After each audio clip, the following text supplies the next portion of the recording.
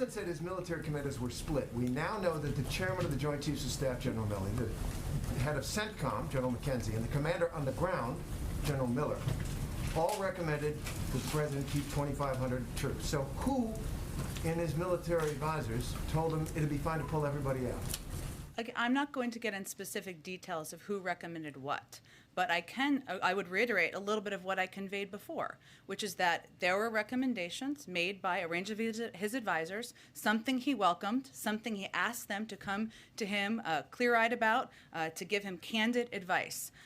What is also clear, though, and I'd also note again what Secretary Austin said today, is that was not going to be a sustainable over the long-term troop presence. We were always going to look at escalating the numbers, at potentially going back to war with the Taliban, at risking casualties. That was not a decision the president was going to make. But of course, he welcomes advice. He welcomed advice. Ultimately, it's up to the commander-in-chief to make a decision. He made a decision it was time to end a 20-year war. But you are saying here that military advisors to the president said it was okay to pull all the troops out, that it'd be fine.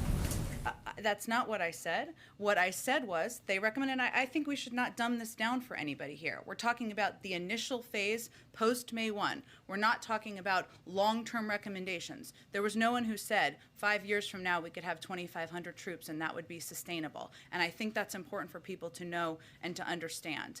It's also important to know that the risks we were talking about here were the possibility, the likelihood of increasing a troop presence, which we now know to absolutely have been the reality, given it required 6,000 troops to just protect the airport, something we now know.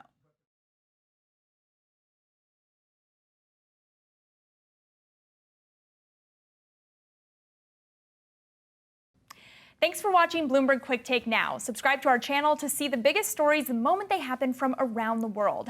And tune into our 24/7 live stream for global news coverage, interviews, deep dives, shows, and documentaries on the stories you care about most.